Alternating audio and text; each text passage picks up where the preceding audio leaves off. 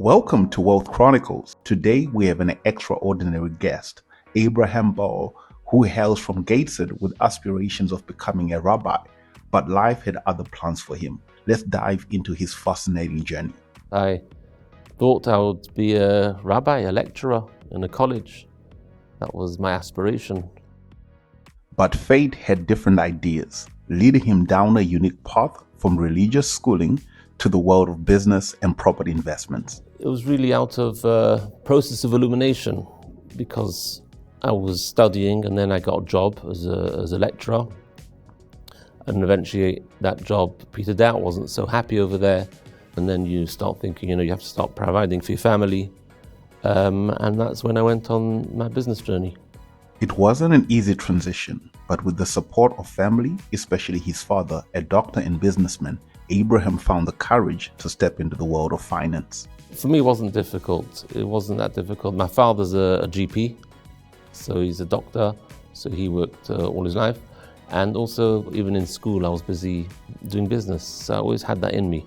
From his amateur deal with borrowed funds from a credit card, Abraham has come a long way, founding a company and venturing into bridging finance. So I had a friend who needed £30,000 and I had a credit card. Now, in a constantly evolving market with fluctuating interest rates, he now helps investors navigate challenges, providing a lifeline to developers in need of funding. So the biggest challenge is finding money and then also borrowers, looking for the right borrowers, for the right deals. But despite the ever-changing landscape, Abraham's guiding principles remain clear: build strong relationships and instill trust in every business deal. Whatever that fixed rate is, if the deal stacks up based on that rate, buy it. His journey is a testament to the importance of family, teaching his children the value of wealth and maintaining a delicate balance between business and personal life. 8 kids. Yeah. 8 kids, 7 boys and 1 girl. Yeah. And then I go to the office till about 5, 6, and then that's it. And then I'm home for the rest of the evening. Okay. Spend time with the children. I'm always available for them during the day if they need me, so they know I'm there for them. As we explore the current real estate market and his future plans, you will discover the wisdom, determination, and the passion of a man who has overcome challenges, scaled to new heights, and continues to inspire others. Stay tuned for more fascinating insights here on Wealth Chronicles with Michael Kosmas. Hi, I'm Michael Kosmas, partner at private equity firm City Estate Partners. If you find any of our content useful, please like, share, and subscribe. Click within the links below. You'll find a host of free resources to help you empower you build generational wealth.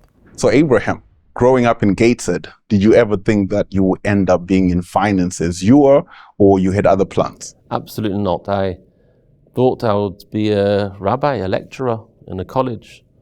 That was my aspiration. Okay. But God takes you on different journeys. So we've had a bit of a journey and now I'm in finance.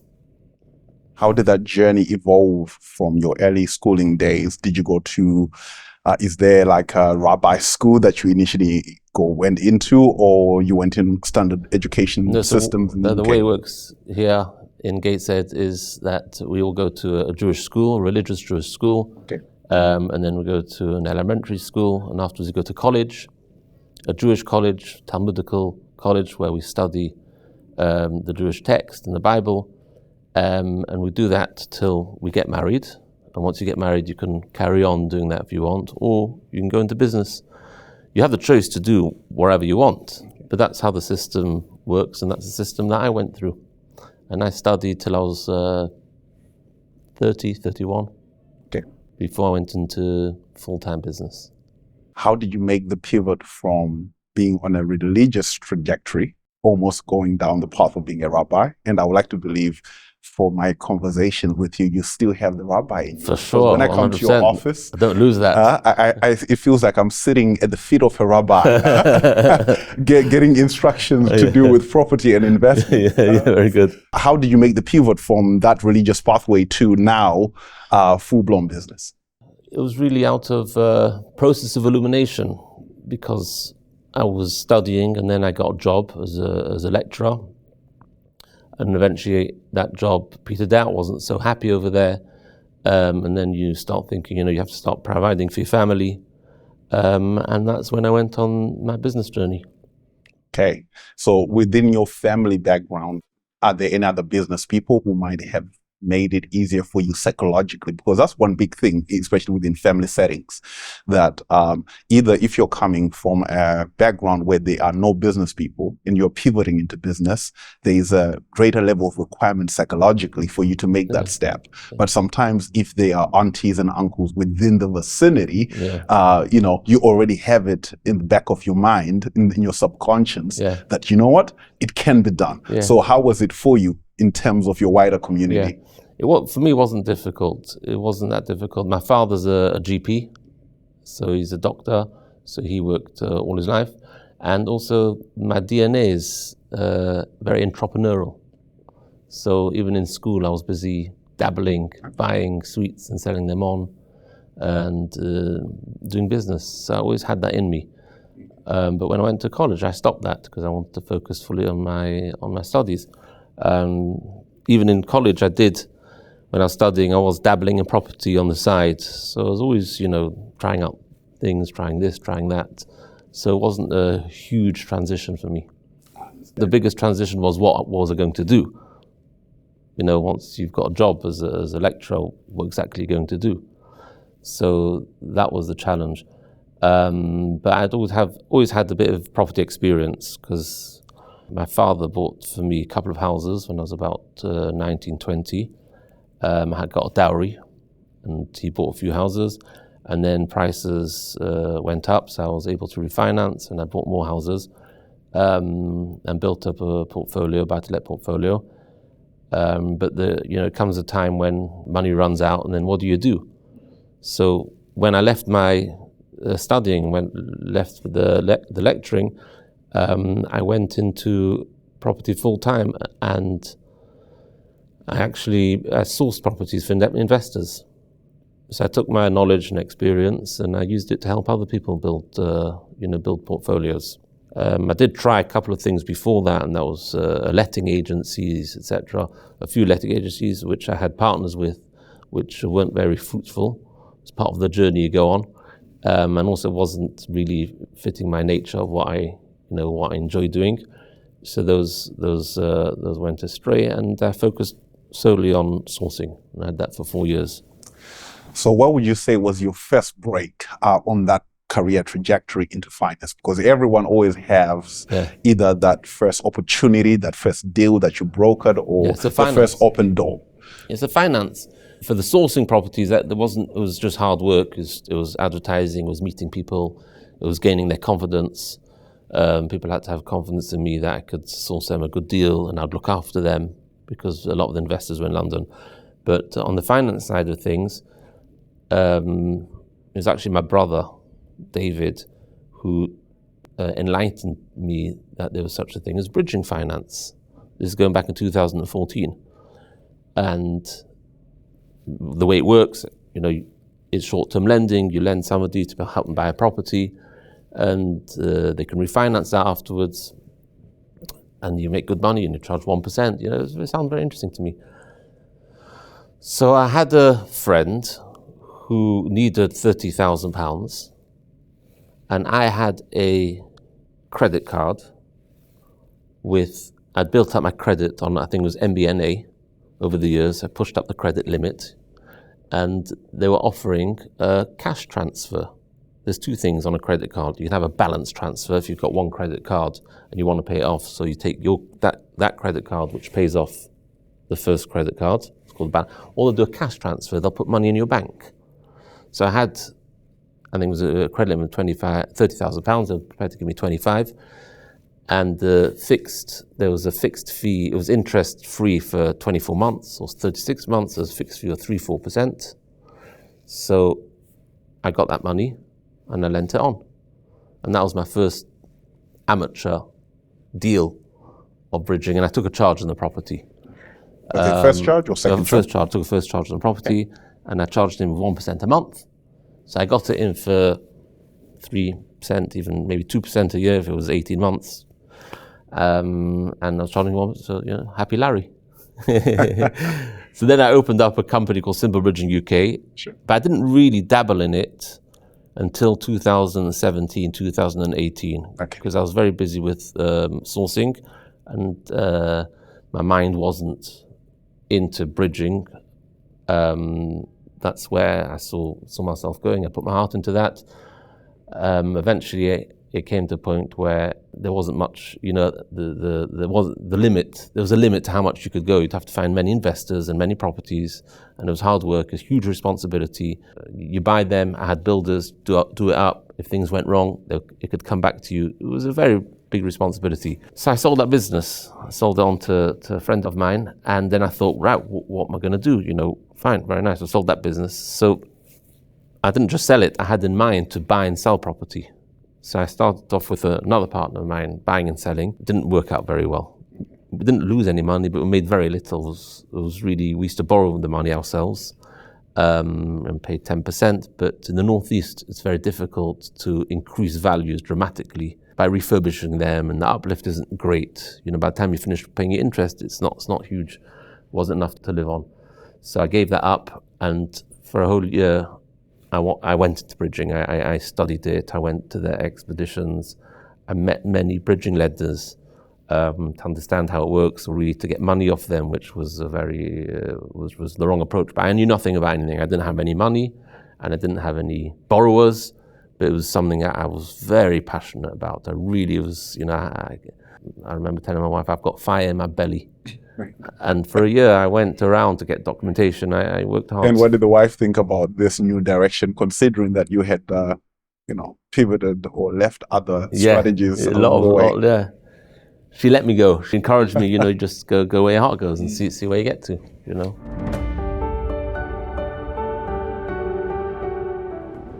So what precisely is a property bridging loan? It is a financial debt instrument that can be used to expedite your property aspirations. Unlike traditional mortgages that can take up to months to arrange, a bridging loan can be secured swiftly, typically within 28 days or less. Here is where its prowess truly shines. In the realm of property auctions, acquiring a property at auction demands swift action, and a bridging loan empowers you to seize the opportunity without delay. However, its versatility expands beyond auctions. Consider this. If you seek to purchase a property with cash, a bridging loan stands ready to accommodate your ambitions. It confers unparalleled flexibility and expediency, allowing you to close the deal without waiting for other financing avenues. Let's explore another scenario. Imagine you possess an unencumbered property and seek funds for a new venture. A bridging loan can be a refined and expedient short-term equity release, unlocking the potential of your property to fuel your next pursuit. The duration of a bridging loan typically spans from 6 to 18 months, ideally suited for ventures where you anticipate securing long-term financing or selling the property within that time frame.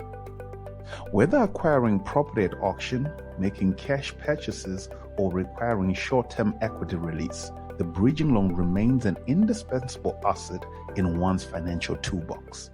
It's quite interesting how you doubled in a number of strategies. So you came off from the buy-to-let portfolio, sounds like coming off from giftings from family that got you started. And then you went into sourcing.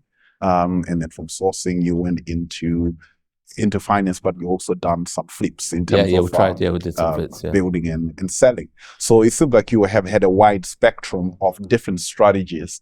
So at this particular moment, for maybe someone out there who's looking to get started, where would you think is the most lucrative strategy to start off in property at this particular moment? That's a very hard question. It depends what their objective is, what they're trying to achieve, and how much money they have to play around with, or maybe they don't have any money. So, according to what they have and what they're trying to achieve, you'll have to put a strategy together for them. So there's no one answer which will fit many investors. If a guy's got no money and he wants to get into properties, then there's one strategy. If a guy's got some money and he wants to get it, there's another strategy. If a guy's got a very lot of money and is making a lot of money, there's another strategy. So there's no, there's no one size fits all. Yeah. I mean, from my own experience, I needed to live, so all my mortgages that I took out were all on interest only. Okay. But is that the right way to do things? Well, for me it was, because that's what helped me put bread on the table. But if somebody is making a good income and has got a good wage, then a better way of doing it would be putting down 20% on each property and repayments, on repayments over 10, 15 years. Their properties have paid off, and that's the way he'll increase his wealth. But for myself, I didn't have that luxury, so we were all on interest only, and we're still on interest only. Okay. So there's no one answer which will... you can give one answer and, this is the best way to do it. It depends on who they are, what they're trying to achieve, how much money they got, and then you can put a package deal together for them and direct them on where to go.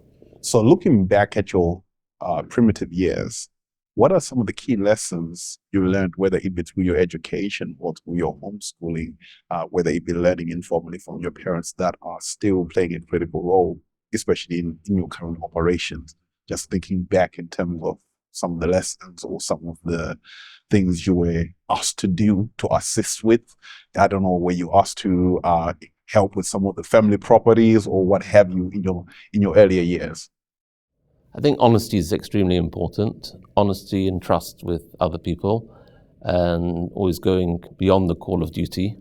And the other point is, I think, learning from other people. You have to learn from other people. You have to talk to other people, and you have to hear what other people are saying, and take what you've learned and put it into action. Good stuff. Looking to invest in UK real estate? Meet City Estate Partners. We are your one-stop solution, specialising in UK's northern cities. We source, provide turnkey refurbishment, and manage properties for you. Choose us for long leasebacks and attractive returns, catering to investors of all sizes.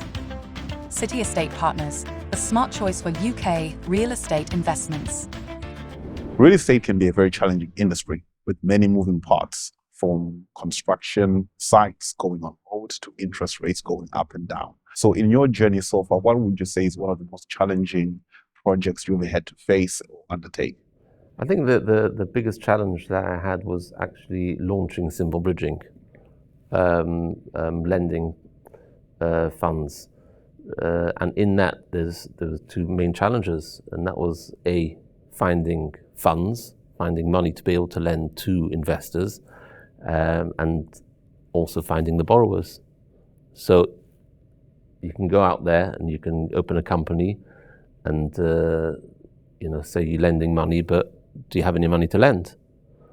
And borrowers will come and there may not be anything in the kitty. What you're going to do. So the biggest challenge is finding money. At the beginning was finding the funding to be able to get up and running. And then also borrowers, looking for the right borrowers, for the right deals, for guys who know what they're doing. Those were the two challenges, and even today that is challenging, but not in such a strong way, because the loan book grows, and then you've got borrowers, and then you have to go and source more funding. So you'll source more funding, but then you have to make sure you've got enough business coming in. So that's the constant juggle with bridging. But now it's much easier because I'm already established.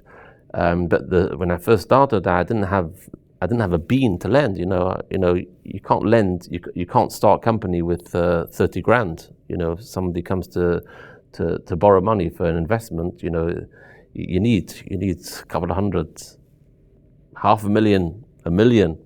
So I had some crazy stories on how I managed to find investors, and I think those are the two main challenges. While we're talking about finding investors and looking for investors, I think this applies to entrepreneurs across the spectrum, whether it be someone who's looking for initial startup funds for startup, or an investor who is embarking on their first project and they're trying to raise. What would you say are the 2 or 3 principles that are critical, especially at those formative stages of building investor relations with private clients? There's one word, and that's determination. You just can't stop. You can knock on 100 doors and, you might get turned away. You just have to carry on. And then once you're in the door and, you've got a conversation, then you have to win their trust. They have to trust you. Even though they may take security over the property jointly with you, but it boils down to trust.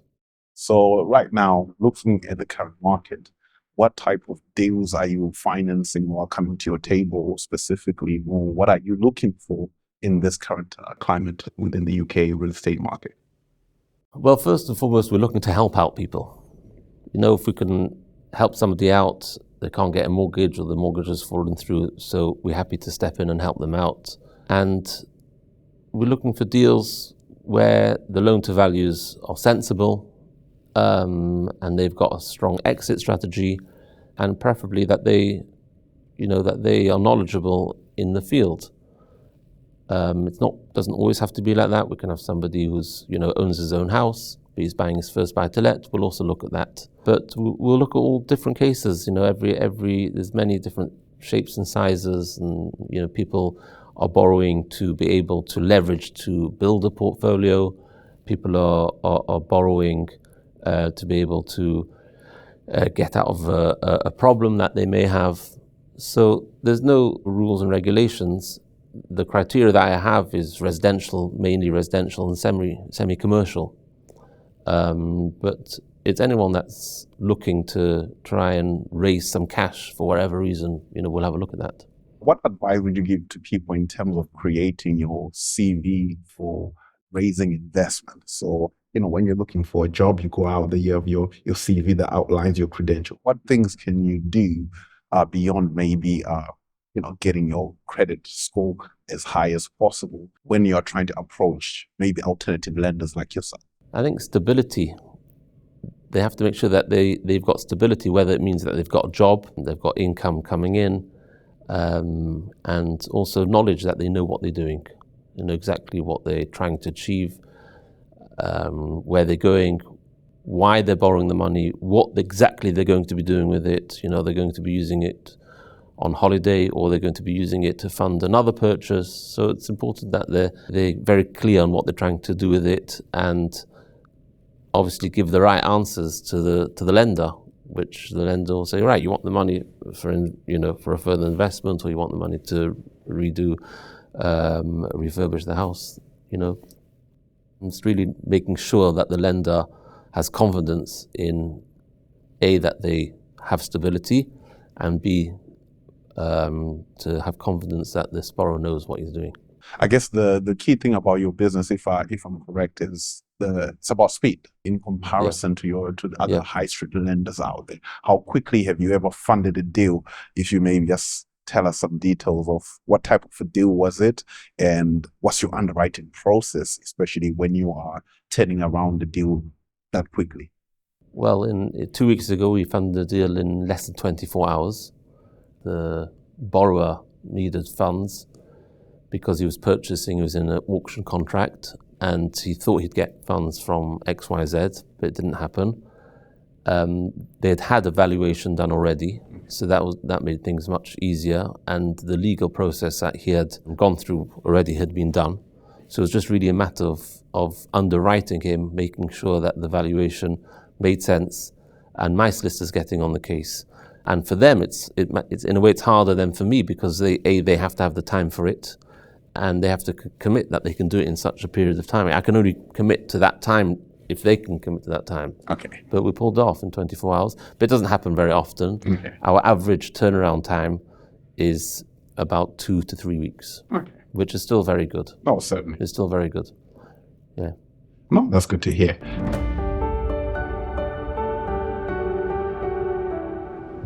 Are you ready to unlock the secrets to generational wealth? Introducing Principles for Creating Generational Wealth, a blueprint to building a lasting legacy.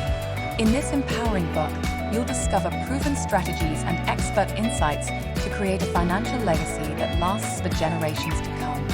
Learn how to build a solid foundation for your family's future make wise investments, and harness the power of generational wealth. Don't miss this life-changing opportunity.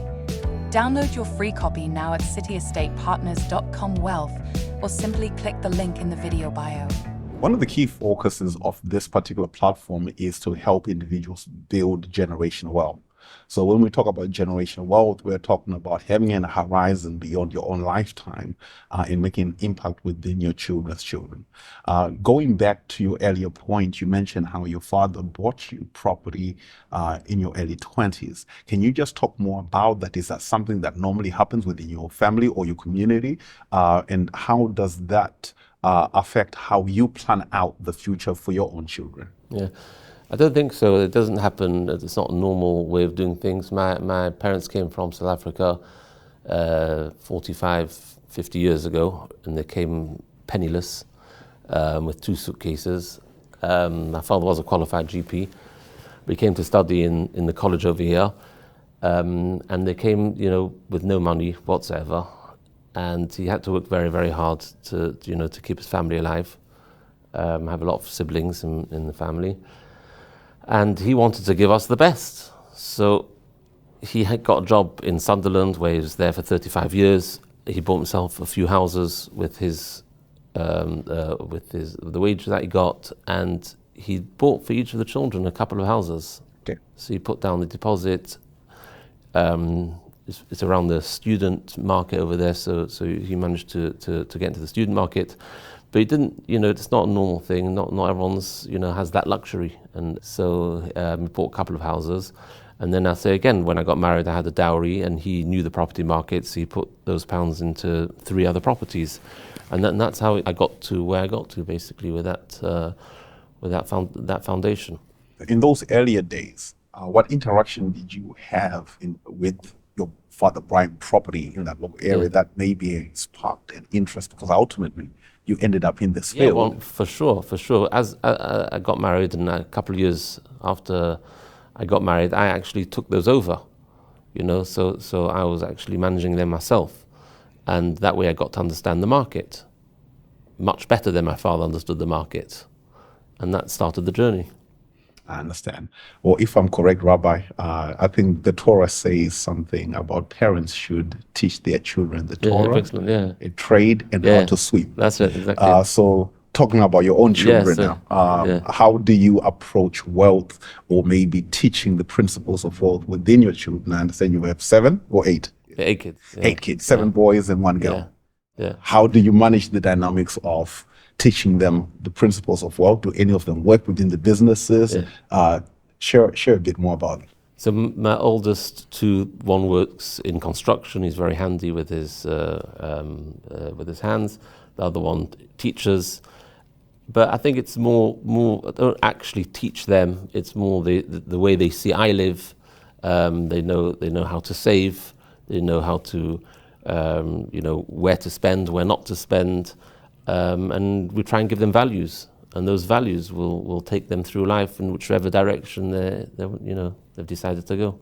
I understand. What's your approach in terms of teaching vocational pathways? Did you have an early indication what some of them wanted to do, and what did you do as a parent in terms of aiding that particular progression? Or is there a tendency to form around a family business or the family enterprise naturally by either helping out, whether it be through construction and maybe upkeep of the property? No, it's we look at each child as an individual and where their talents lie, and accordingly, nurture what the direction that they want to go and they feel which is best for them. So we don't say, right, we've got a business, come into my business. It's if you feel that you want to do something like that and it fits your nature, then by all means, we'll bring them in. But it's letting each child develop. They want the way they want to develop. I understand. So as a person who's been gifted by your father, and I assume that as you look over the years, you probably follow some of the gifting principles. Yeah. How do you plan from a financial point of view? You've stated the principles, embedding them within your children so that no matter where they go, they can uphold themselves and navigate through life with those principles. Yeah. But from actual assets, how do you plan that for your family moving forward? And what advice could you give to others? Yeah, I'm not into buying properties for them. You have to have a lot of money for that. I'm more so giving them the funds and letting them invest it wisely. They can always talk to me for advice, but it's really letting them go on their own travels and working out what's best for them and taking the funds that they have and investing it in the way they may want to invest it. It might be property, it may be shares. There's different ways of doing it. Maybe building a business, putting the money into their business. So it's really a very individual approach to each child. So how do you find work-life balance? You are in investments. I can just imagine underwriting deals in 24 hours. That takes a lot of demand on one. And then you have quite a large family. How do you manage the two? What does the day in the Abraham family look like? Well, good question. I got a good wife, so she looks after the family most of the time. But we wake up in the morning, I go and pray. I come back, have breakfast, I go out and study for a couple of hours, and then I go to the office till about 5, 6. And then that's it. And then I'm home for the rest of the evening. We'll spend time with the children, we'll learn with them, we'll play with them. And we also have off Saturdays and Sundays, and we'll spend time with the children then. But I'm always available for them during the day if they need me, and try and make it a priority if they call to answer the phone. So they know, I'm there for them. So what do you do in your spare time when you're not helping any kids and you're just being Abraham, I go and play squash. Okay, you play squash. Play squash, yeah. Okay, then how good is your game? Well, listen, come along. Try me out. I'll take you up on that. Yeah. Yes, you might come once and never again. Let's see about that. Yeah. I think we're going to definitely take our cameras down to the squash court and capture it in live and broadcast it to our viewers. Great stuff.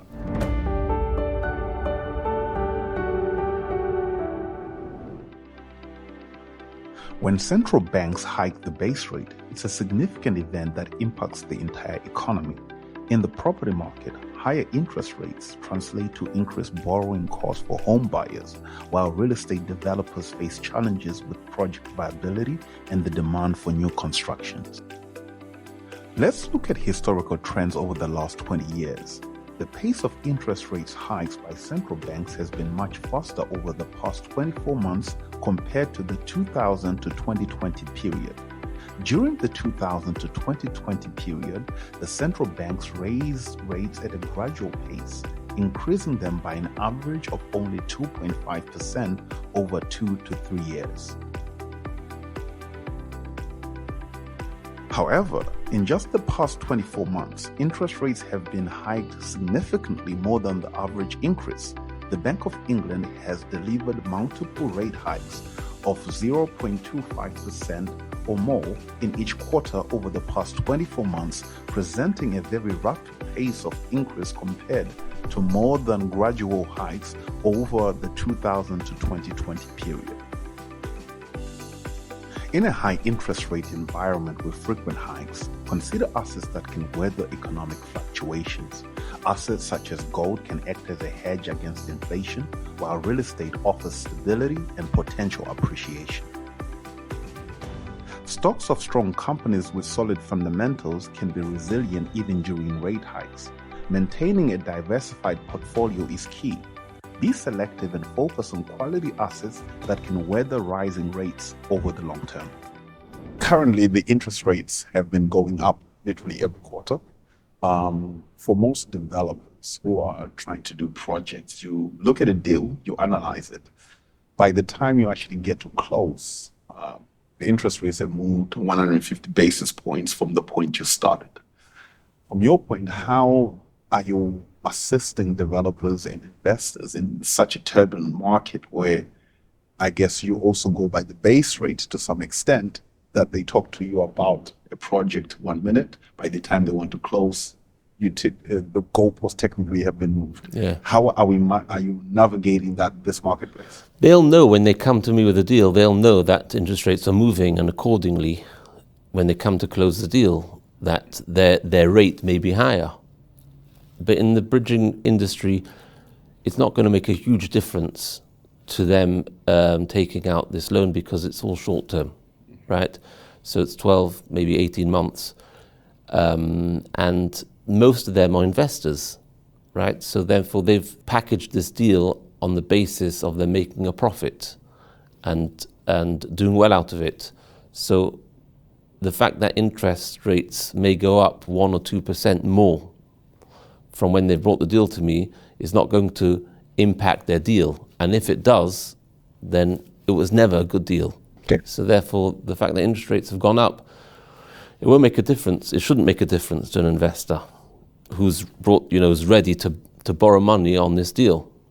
But yes, it's made a huge impact on homeowners and investors who have current mortgages sitting at, were sitting at 1.5%, and now they're paying out 5%. That could make a huge difference. But in this climate, when they know that interest rates are 3, 4, 5%, and they're coming with a deal, and they want me to finance that deal, then it's unlikely that a rise should kill the deal. If a rise in interest rates will kill that deal, that means the deal was never a good deal to start with, and they would have not brought it to the table.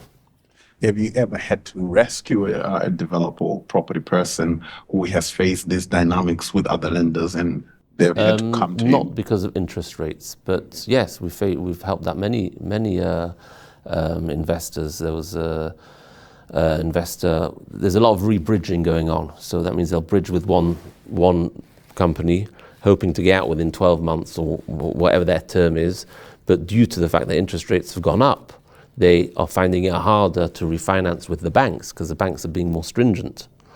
Because they'll assess the property according to the interest, according to the yield, and the banks might not be happy to lend them, or it's just taking a much longer period of time, which is also happening in this climate. And then we'll go in and we'll rebridge them for another 12 months and give them a bit of space.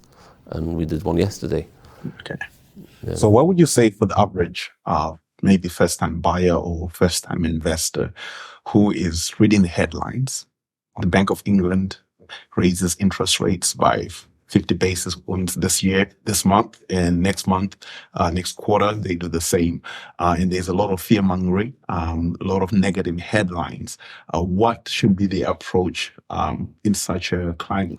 So I think the approach should be, if they purchase the property with a mortgage, it should be fixed. They should fix it. Now, whatever that fixed rate is, if the deal stacks up based on that rate, buy it.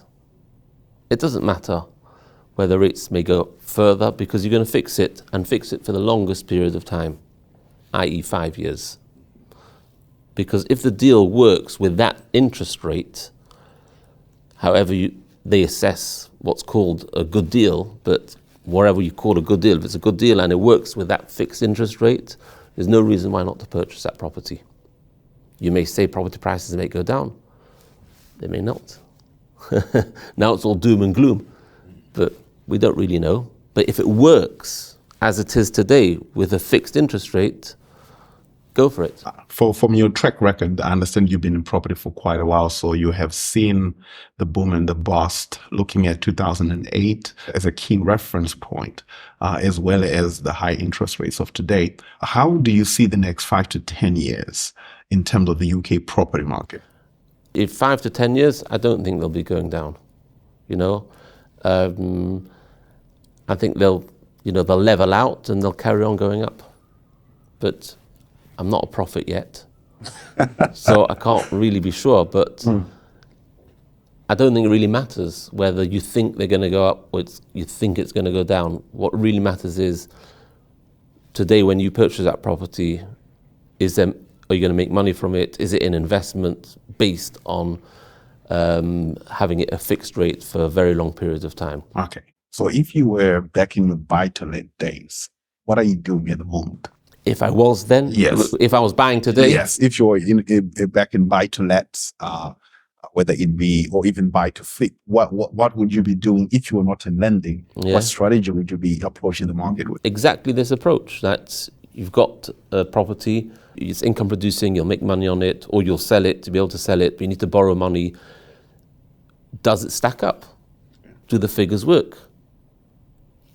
The purchase price together with your borrowing costs, your solicitor's fees, the legals, evaluation, and you want to sell it, are you sure you'll be able to achieve that sale price in this market? If you are, then go for it. If you're not sure, then don't.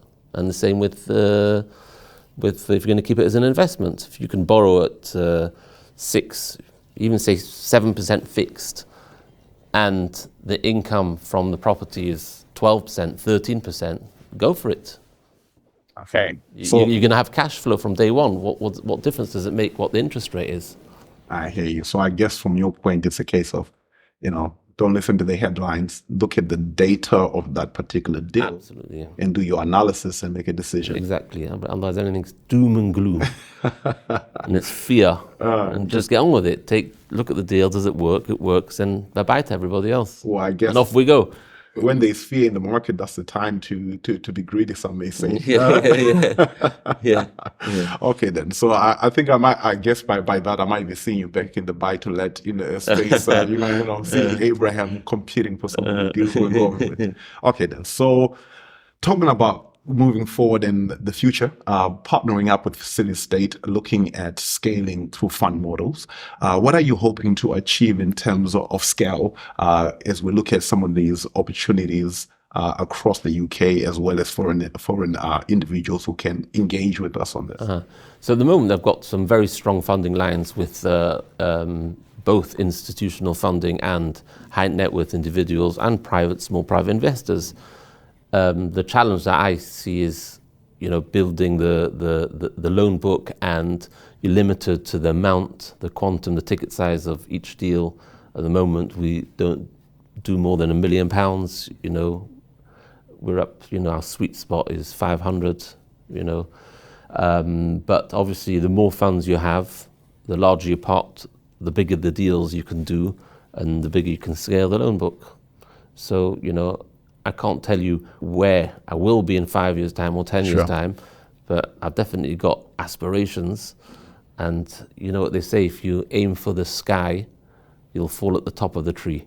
Okay. But if you aim for the top of the tree, you fall in the mud.